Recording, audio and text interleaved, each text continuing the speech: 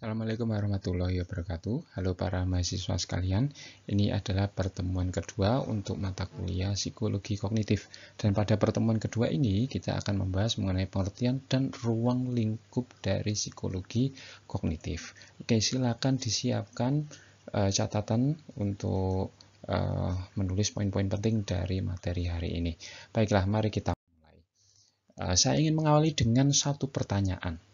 Apa itu psikologi kognitif? Saya ulangi, apa itu psikologi kognitif? Oke, ketika Anda mendengar pertanyaan saya tadi, pasti Anda mengalami ini. Yang pertama, Anda mendengarkan pertanyaan.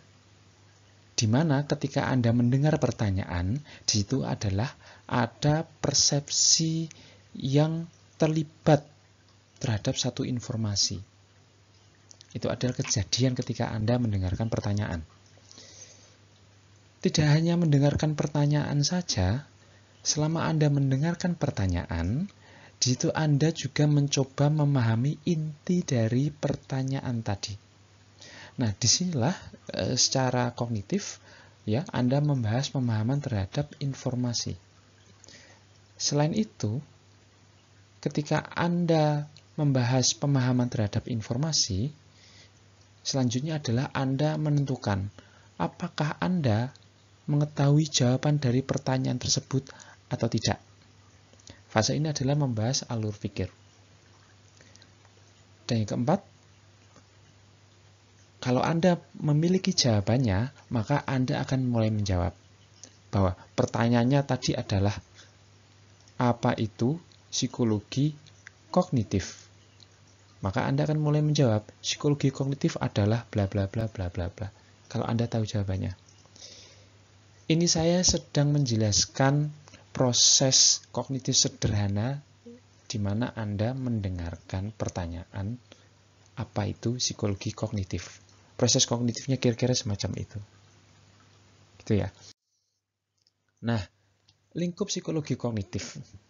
Psikologi kognitif ini sangat besar dan sangat luas, sehingga untuk menentukan ruang lingkupnya ini kita perlu untuk melihat secara luas juga. Dalam bukunya Soluso dan kawan-kawan itu tertulis bahwa psikologi kognitif adalah studi terhadap proses-proses yang melandasi dinamika mental.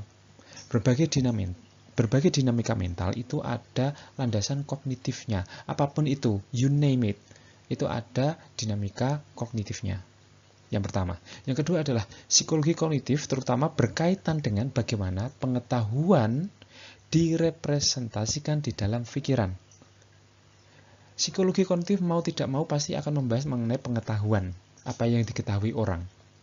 Nah, representasi internal atau representasi sesuatu, representasi tentang pengetahuan tertentu di dalam pikiran, itu adalah salah satu topik utama di dalam psikologi kognitif. Kalau misalnya saya tanya, silakan Anda gambarkan Gunung Semeru, misalnya kayak gitu. Nah, maka Anda akan menggambarkan bagaimana Gunung Semeru itu berdasarkan representasi internal yang Anda miliki tentang Gunung Semeru. Atau walaupun Anda tidak memiliki representasi internal tentang Gunung Semeru, Anda masih memiliki representasi internal tentang gunung. Nah, mungkin representasi Anda tentang Gunung Semeru itu tidak benar-benar berasal dari bayangan Anda tentang Gunung Semeru itu sendiri, tetapi adalah segala sesuatu yang masih nyerempet-nyerempet mirip-mirip dengan gunung. Misalnya kayak gitu. Nah, jadi menurut teori representasi dalam pikiran ini, segala sesuatu yang ada di dunia ini bisa direpresentasikan di dalam pikiran atau secara internal, gitu ya. Yang ketiga, psikologi kognitif sesungguhnya meliputi segala hal yang dilakukan manusia. Cara berpikirnya sederhana. Kira-kira adakah tindakan manusia yang terjadi tanpa ada proses kognitif? Nah, hampir tidak ada kalau misalnya kita jawab, karena semua proses pikiran, proses emosional, proses tindakan itu ada dimensi kognitifnya.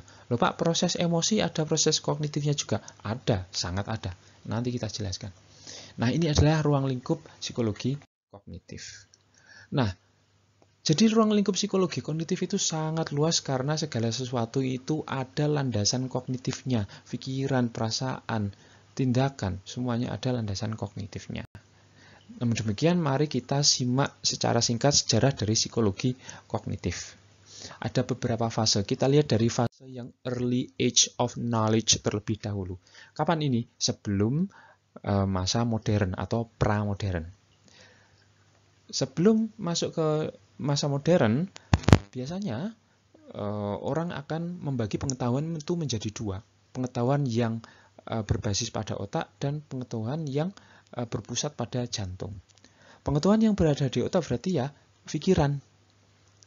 Anda memikirkan sesuatu, Anda mengetahui sesuatu, Anda bertanya, Anda sedang memproses pertanyaan atau sedang menjawab pertanyaan, itu adalah pengetahuan yang ada di otak.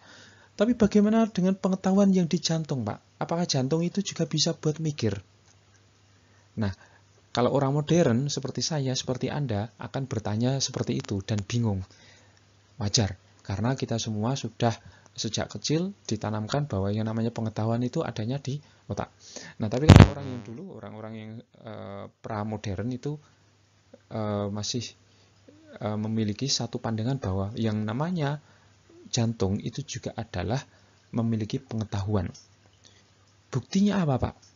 Buktinya, Anda tidak punya pikiran sesuatu, Anda tidak sedang memikirkan sesuatu, tetapi tiba-tiba muncul satu firasat yang itu menyebabkan jantung tiba-tiba berdetak kencang. Deg, deg, deg, deg. Padahal dari pikiran, ya, dari otak itu tidak ada informasi apapun, tetapi jantung tiba-tiba berdetak kencang. Loh, kok bisa? Kok bisa gitu ya jantung ya? Firasat itu tidak ada di dalam pikiran, tetapi firasat itu diterima oleh jantung. Sehingga bukan pikiran yang menerima pengetahuan berupa firasat tadi, tapi pengetahuan berupa firasat itu diterima oleh jantung. Nah, misalnya kayak gitu, orang dulu kayak gitu. Jadi tidak ada angin, tidak ada hujan, tapi kok tiba-tiba jantung berdetak keras. Apa yang akan terjadi? Nah, jantung sudah memberi tahu. Nah, itu pengetahuan yang ada di jantung. Kira-kira kayak gitu. Jadi ini masalah intuisi, masalah sesuatu yang tiba-tiba diketahui oleh jantung, tetapi otak tidak mengetahuinya. Misalnya kayak gitu. Kemudian pada pramodern juga ada, dari dulu juga sudah ada bahwa pengetahuan itu ada pengetahuan yang nativistik, ada pengetahuan yang empiristik. Kalau pengetahuan yang nativistik itu berarti pengetahuan yang kita dapatkan dari pengalaman empiris atau pengalaman sehari-hari kita. Anda sekarang kuliah dan Anda mengetahui ilmu tentang psikologi kognitif, berarti itu adalah pengetahuan empiris. Bagaimana dengan pengetahuan nativis, Pak? Kalau pengetahuan nativis itu pengetahuan yang itu dikendalikan oleh kemampuan otak untuk memanage pengetahuan di dalam otak. Gitu ya. Jadi struktur otak antara orang satu dan orang yang lainnya berbeda sehingga kemampuannya berbeda. Ada orang yang kuat dalam menalar, ada orang yang kuat dalam seni, ada orang yang kuat dalam misalnya praktik-praktik seperti olahraga maupun memasak. Nah, keterampilan-keterampilan yang berbeda-beda itu juga adalah karena didasarkan dari struktur otak yang berbeda. Ada yang struktur otaknya cocok untuk menjadi dosen, akademisi. Ada yang struktur otaknya cocok untuk mengembangkan pengetahuan tentang perdukunan misalnya. Nah, itu adalah sisi nativis dari pengetahuan. Artinya pengetahuan itu bersifat empiris sekaligus nativistik. Nah, kita masuk pada zaman modern atau zaman Renaissance. Pada zaman Renaissance ini, di awal-awal zaman modern, itu salah satu filsuf ternama yang sangat kental dengan psikologi kognitif adalah René Descartes atau René Descartes itu ya. René Descartes ini salah satu diktum dia yang terkenal adalah cogito ergo sum. Apa itu? Aku berpikir, maka aku ada. Eksistensi seseorang itu hanya bisa disadari ketika orang itu berpikir kalau dia itu eksis. Kalau orang itu ada. Nah, kalau kita tidur, kalau kita nggak sadar, atau kita tidak memiliki kesadaran diri, maka secara kognitif orang itu tidak eksis. Nah,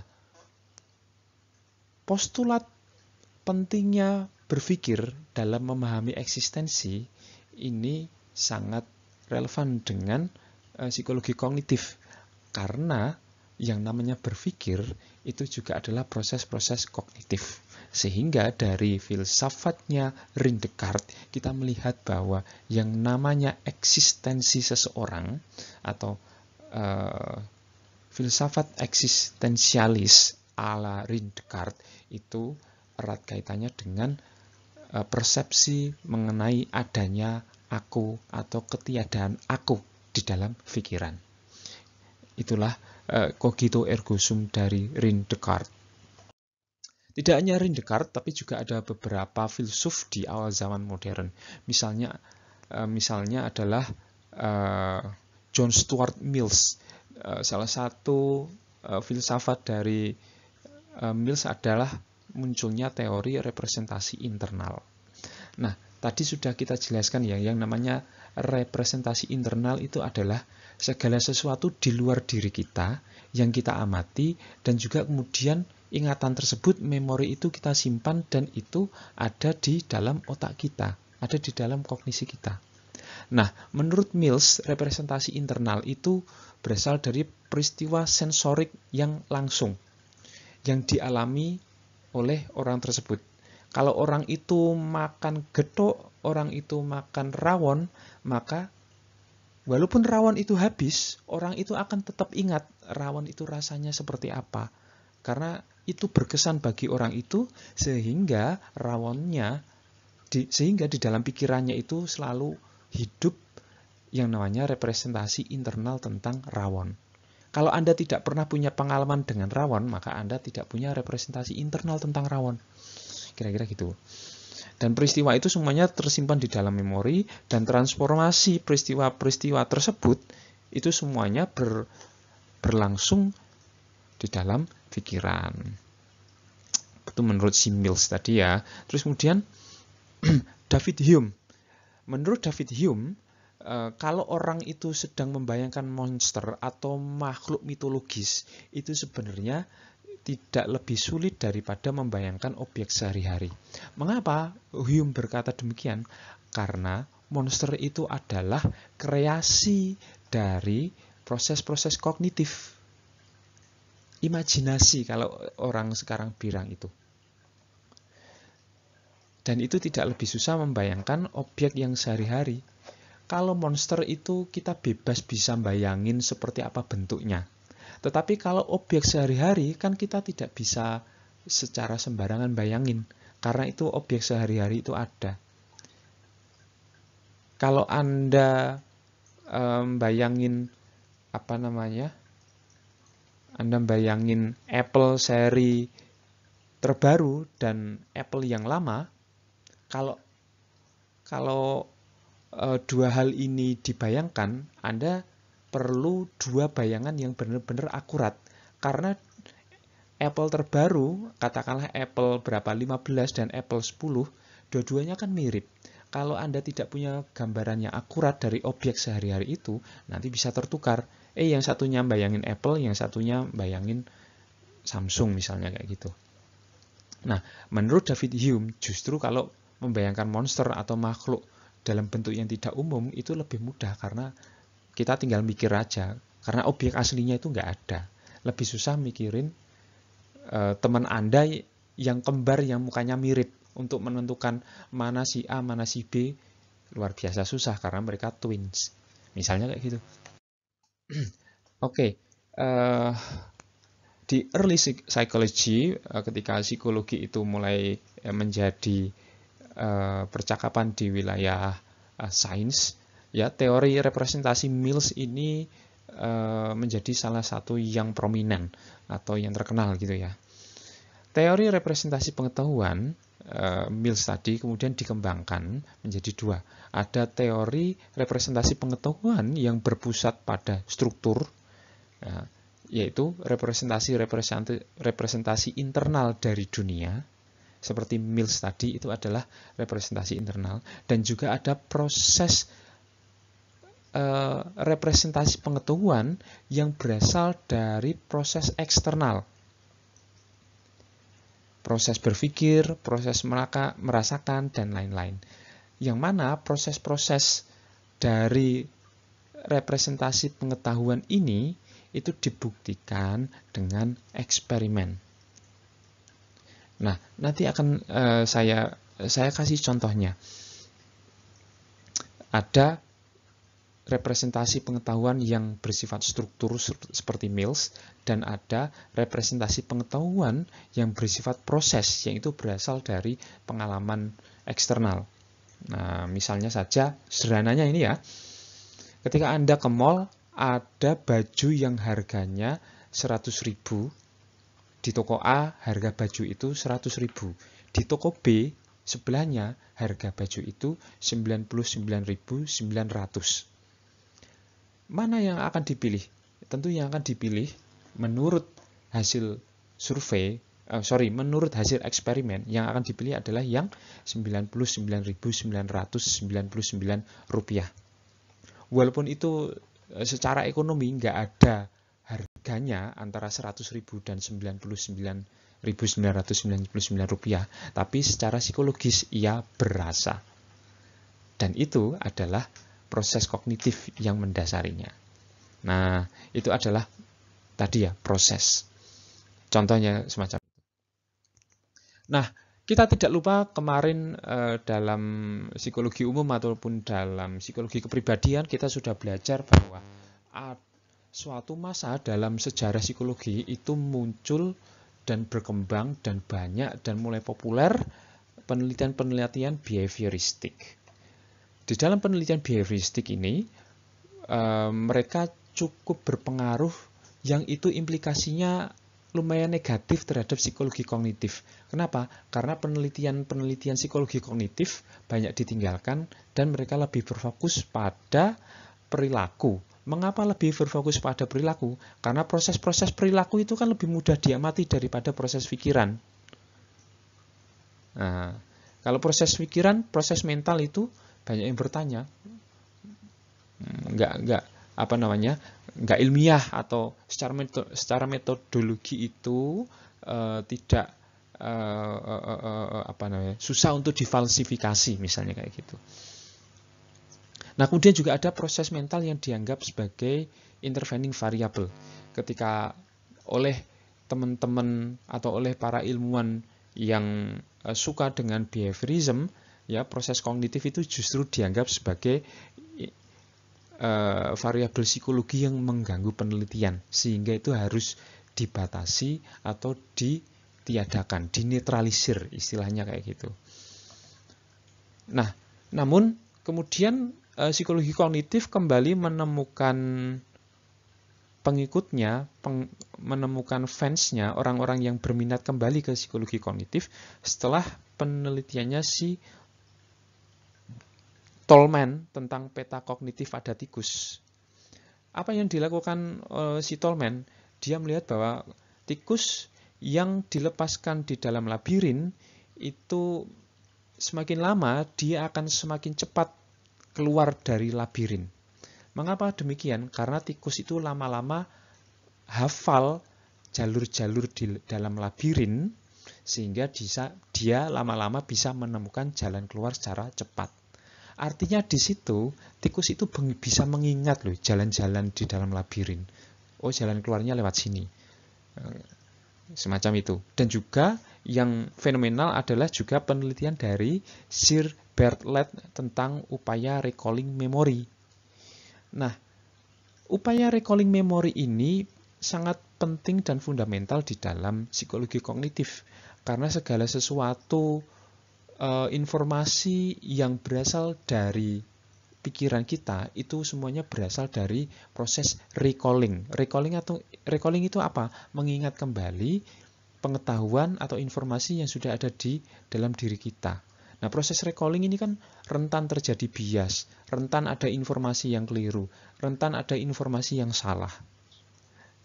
Sehingga dari situ untuk satu peristiwa saja maknanya itu ada banyak sekali karena recalling antara orang satu dengan orang tua yang berbeda. Contoh yang lain adalah Anda sama-sama menonton film yang baru apa misalnya Deadpool and Wolverine. Anda sama-sama nonton film itu dengan teman Anda. Tetapi setelah film selesai, cerita Anda tentang film itu dengan cerita teman Anda tentang film Deadpool and Wolverine tadi bisa jadi berbeda. Mengapa demikian? Karena proses recallingnya berbeda. Yang masuk dan menancap di dalam memori itu ada bagian-bagian film yang berbeda yang menancap masuk. Tidak sama persis. Nah, tema-tema yang semacam ini membuat orang kembali pada tema-tema psikologi kognitif. Anda bayangkan kalau itu yang dibahas adalah tema pembunuhan. Dan yang disuruh untuk merecall adalah saksi pembunuhan. Nah, kalau saksi pembunuhan ini recallingnya nggak tepat, ini kan kasus bisa jadi kacau. Seperti dulu ada pembunuhan Mirna, terus pembunuhan si A, si B, si C yang itu mendatangkan berbagai saksi. Nah, itu semua adalah melakukan recalling itu. Dan itu yang dari penelitiannya Bartlett tadi. Nah, psikologi kognitif sebagai ilmu, ya, pertama kali disebut psikologi kognitif itu adalah dari Ulrich Neisser pada tahun 1060-an. Dia bikin buku yang namanya psikologi kognitif. Si Neisser ini pertama kali juga yang menyebut istilah psikologi kognitif waktu dia jalan-jalan di kota New York atau Manhattan di dalam taksi bareng temennya setelah mengikuti konferensi psikologi tahun 60-an. Nah, dia ngobrol sama temennya, kayaknya kita perlu untuk mengembangkan salah satu cabang psikologi yang berfokus pada kognitif.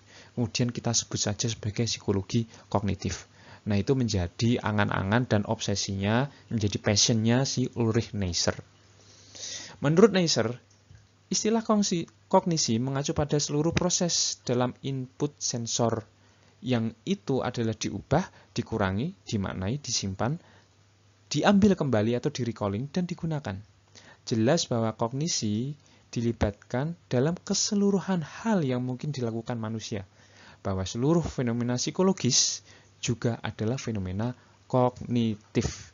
Ini ditulis oleh si Ulrich Neisser tahun 60-an.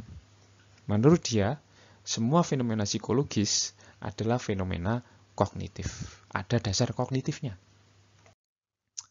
Oke, kita sekarang akan ngomongin perspektif dalam psikologi kognitif. Setidaknya ada 4 atau 5 perspektif besar dalam psikologi kognitif. Yang pertama adalah kognitif pemrosesan informasi. Ini penting karena kognisi itu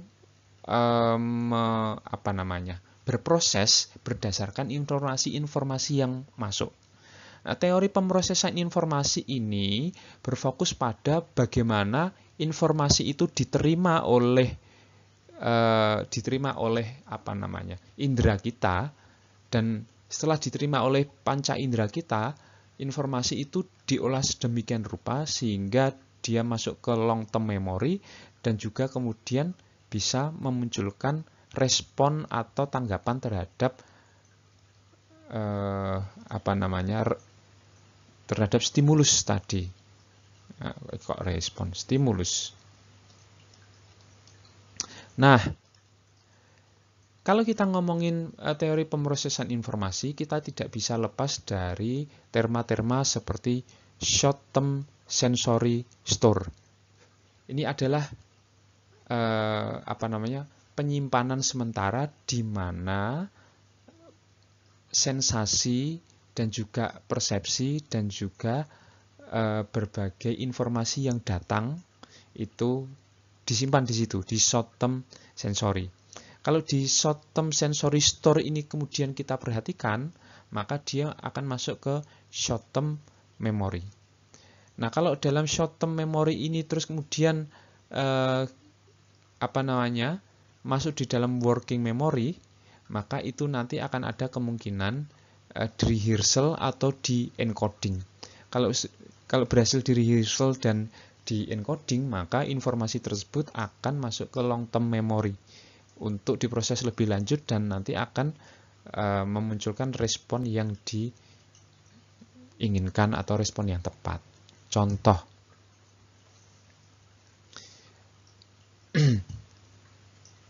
misalnya ada pertanyaan, kamu sudah punya pacar atau belum? Suara dari pertanyaan tersebut itu akan berhenti di sini. Berhenti di short term sensory.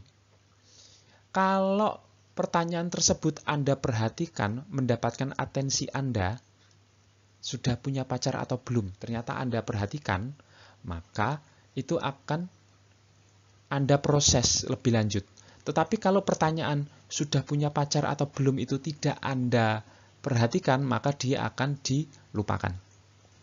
Nah, kalau dilupakan ya sudah selesai. Tapi kalau misalnya ini adalah Anda perhatikan, maka itu adalah masuk ke short term memory Anda.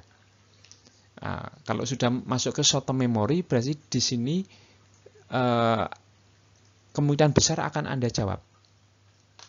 Tapi juga belum tentu dijawab. Kalau di dalam short term memory itu nanti Anda pertimbangkan, kira-kira perlu dijawab atau tidak ya. Nah, kalau misalnya tidak perlu, sudah diperhatikan tetapi ternyata dianggap tidak penting dan tidak perlu dijawab, maka dia akan terlupakan. Tapi kalau pertanyaan tersebut ternyata harus dijawab, maka jawaban apa yang cocok di situ? Maka dicari di long term memory. Apakah langsung dijawab iya atau tidak? Apakah perlu dijawab dengan secara diplomatis? Atau misalnya dijawab dengan cara-cara tertentu. Nah, itu nanti adalah dari long term memory yang turut menentukan bagaimana kita menjawabnya. Ya, kayak gitu. Itu teori pemrosesan informasi yang nanti menentukan bagaimana respon yang akan Anda pilih. Kemudian neuroscience. Dalam mempelajari otak, neuroscience itu mendasarkan pada pengalaman mendasarkan pada fungsi-fungsi dari otak. Maksudnya gimana, Pak? Nah, otak itu kan ada bagiannya sendiri-sendiri dan setiap bagian itu ada fungsinya sendiri-sendiri. Neuroscience itu belajar mempelajari pengalaman kognitif berdasarkan fungsi-fungsi dari otak itu. Nah, perbedaan neuroscience dan psikologi adalah kalau neuroscience itu dia mempelajari hardware dari otak. Kalau psikologi itu mempelajari software dari otak. Atau psikologi kognitif itu mempelajari software atau fungsi dari otak. Tapi kalau neuroscience itu mempelajari hardware, bagian-bagian biologis, bagian fisik dari otak, dan bagaimana dia bekerja untuk turut membantu proses-proses kognitif yang terjadi. Makanya kan kita tidak heran kalau kita pernah mendengar ada lobus frontalis, lobus temporalis, ya. Semacam itu adalah bagian dari otak yang memiliki fungsi tertentu dalam pemrosesan kognitif tadi. Ketiga, computer science atau ilmu komputer. Loh Pak, computer science kok masuk ke dalam psikologi kognitif. Tunggu dulu. Nah, memang ilmu komputer itu awalnya jauh atau tidak terkait dengan psikologi. Komputer kan ilmu teknik ya, atau bukan ilmu yang jauh tersendiri. Namun kalau kita amati bahwa perkembangan komputer semakin ke sini semakin memperlihatkan bahwa komputer itu bekerja seperti otak manusia. Ada bagian-bagian komputer yang ngurusi ini, ngurusi itu, dan seterusnya.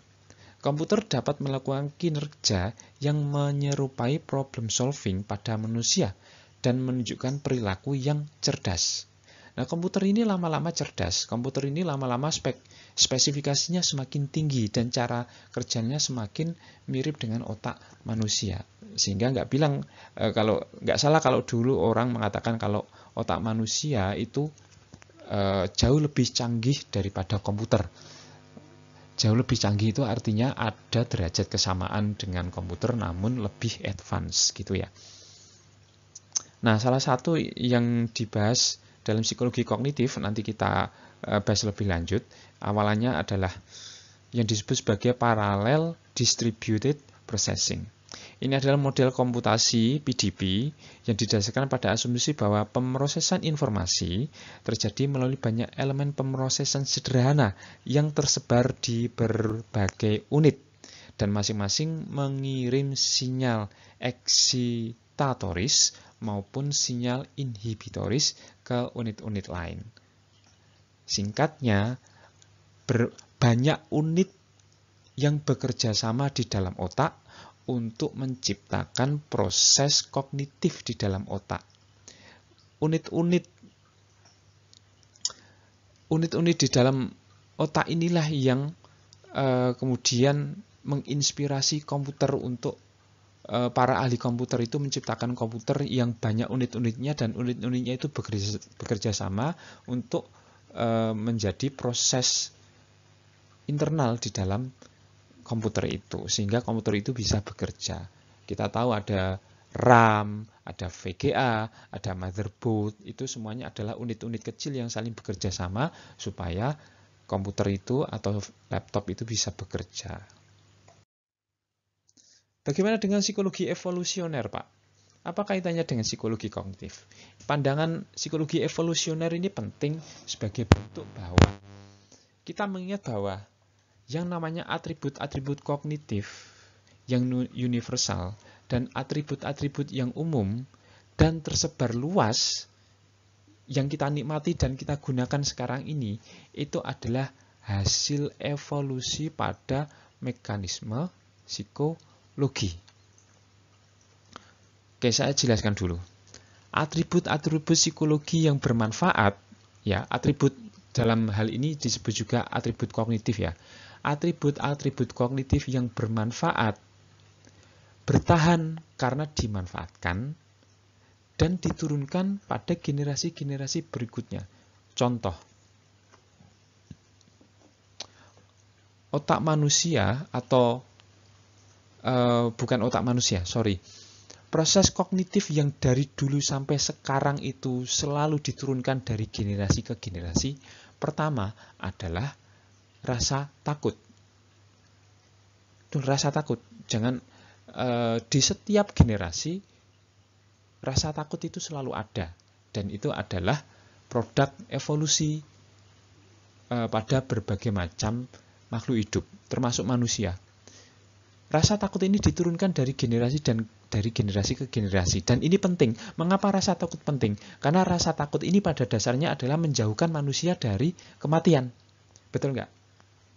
Kalau Anda tidak takut, kalau Anda terlalu pemberani, terlalu nekat, maka kematian akan semakin dekat dengan Anda. Karena Anda tidak punya kalkulasi. Tapi rasa takut ini ya menjauhkan kita dari kematian. Nah, contoh sederhana, Anda atau kita semuanya sakit tipes. Kan kita bingung nyari dokter, bingung minum obat sana-sini. Mengapa begitu? Karena sakit tipes itu mendekatkan kita pada kematian.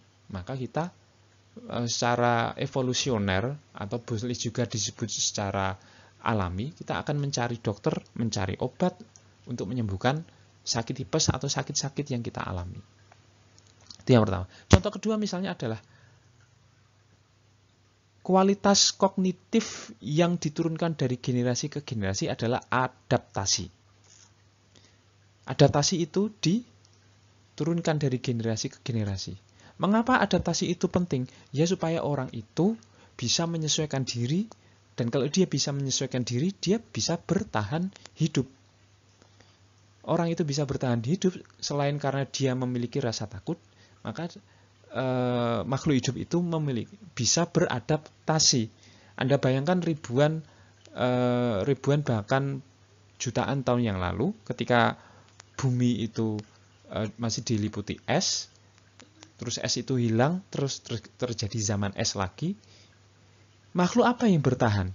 Makhluk yang bertahan adalah makhluk yang bisa beradaptasi. Makhluk yang tidak bisa beradaptasi adalah nanti akan punah. Maka dari itu, kemampuan manusia hari ini yang kita lihat itu adalah hasil dari adaptasi manusia terhadap lingkungan dan bagaimana insting rasa takut itu menjauhkan kita dari kematian. Misalnya itu adalah psikologi evolusioner. Kemudian ilmu kognitif atau cognitive science. Apa itu, Pak? Kok mirip dengan psikologi kognitif? Apa itu ilmu kognitif? Ilmu kognitif ini adalah bidang interdisipliner. Di dalam cognitive science itu ada ilmu-ilmu yang mendukungnya. Berbagai cabang ilmu yang mendukung cognitive science antaranya adalah komputer, filsafat, psikologi, neuroscience, linguistik, dan antropologi. Mata kuliah andalan ilmu kognitif antara lain adalah computer modeling atau model-model komputer, kemudian juga artificial intelligence, nah ini yang sedang hot-hotnya ya, sedang hot-hot pop, dan juga neuroscience. Bagaimana dengan psikologi, Pak? Akar dari ilmu kognitif adalah psikologi, lebih tepatnya psikologi kognitif. Mengapa begitu? Karena pada hakikatnya ilmu kognitif adalah mempelajari proses-proses kognitif dasar dan perilaku yang ditimbulkannya. Sekali lagi, saya ingatkan bahwa kita mempelajari psikologi kognitif itu kita mempelajari softwarenya otak. Tapi kalau kita belajar neuroscience, kita mempelajari hardwarenya otak. Maka dari itu, yang sudah ada di dalam psikologi adalah software tentang otak dalam berbagai macam teori di psikologi. Nah, itu yang menjadi acuan atau dasar bagi para cognitive science untuk mengembangkan keilmuannya dengan berdasarkan pada ilmu komputer, filsafat, psikologi, neuroscience, linguistik, sampai antropologi.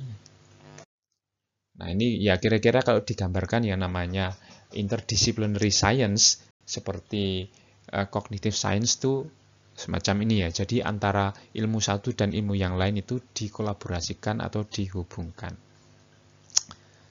Oke. Terus kemudian metode-metode penelitian psikologi kognitif. Nah, dalam metodologi penelitian psikologi kognitif ini ada banyak sekali alat-alat yang dilibatkan. Karena psikologi kognitif itu kan mengamati kerja otak, mengamati bagaimana proses-proses kognitif mempengaruhi pikiran, sehingga penelitian-penelitian psikologi kognitif itu banyak menggunakan alat bantu yang canggih seperti alat pencitraan otak untuk mengetahui kerja otak terkait dengan kerja kognitif tertentu. Itu ada banyak alat-alat canggih yang digunakan untuk penelitian psikologi kognitif. Namun demikian, ya, secara metodologis, metode penelitian yang digunakan dalam psikologi kognitif itu sebagian besar hanya terdiri dari dua metode penelitian. Yang pertama adalah metode deskriptif, yaitu menjelaskan atau mendeskripsikan fenomena bagaimana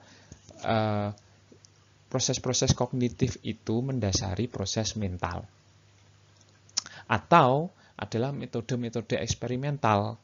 Nah, ini digunakan untuk menjelaskan hipotesis, menjelaskan fenomena, dan mencari determinan sebab akibat dari proses kognitif yang sedang berlangsung. Nanti kita jelaskan contohnya pada topik berikut. Contoh-contoh topik penelitian dalam psikologi kognitif. Misalnya adalah penelitian priming dan penelitian framing. Barangkali Anda lebih familiar dengan istilah framing. Tahukah Anda bahwa istilah framing itu adalah variabel, berasal dari variabel psikologi dan berasal dari penelitian psikologi tahun 80-an. Sebelum istilah framing itu hari ini terkenal karena framing sosial media dan semacamnya. Tahun 80-an penelitian framing ini dilakukan oleh orang psikologi. Nah,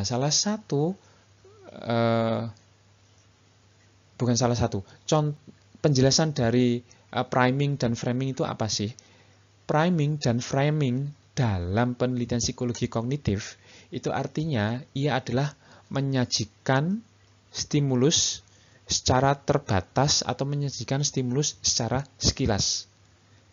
Priming atau framing itu artinya kan membatasi atau menekankan satu sisi saja. Contoh sederhananya ketika Anda di mall, Anda melihat ada diskon 50% plus 20%. Wow, banyak sekali. 50 plus 20 itu berarti diskonnya 70%. Nah, untuk orang yang inosen mungkin akan melihat itu diskon 70%. Padahal 50 plus 20% itu bukan sama dengan 70%. Nah, ini psikologis dan ini di framing sedemikian rupa untuk mengelabui orang yang tidak tahu. Nah, walaupun secara visual dia sangat menarik 50 plus 20. Walaupun secara matematika bukan 70%. Ada juga tadi yang sudah saya contohkan ya, ada baju yang harganya 100.000 dan ada baju yang harganya 99.000. Mana yang akan dibeli? Ya, yang 99.000. Mengapa demikian? Itu bukan gap ekonomi, tapi itu adalah gap psikologis. Walaupun gapnya cuma Rp1, itu orang-orang akan memilih yang lebih murah. Nah, itu psikologi saja itu. Nah, ini adalah yang sekarang banyak diterapkan oleh e-commerce atau orang-orang jualan, yaitu dulunya berawal dari penelitian psikologi tahun 80-an.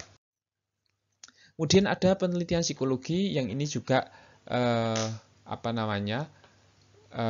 berkolaborasi dengan computer science, yaitu eye tracking study. Eye tracking study itu adalah studi pelacakan pergerakan bola mata yang digunakan untuk memahami apa yang sedang menjadi fokus kesadaran dan membaca pola pergerakan mata yang sehat. Contoh, ketika Anda di McD, Anda mengamati menu dari McD, ya.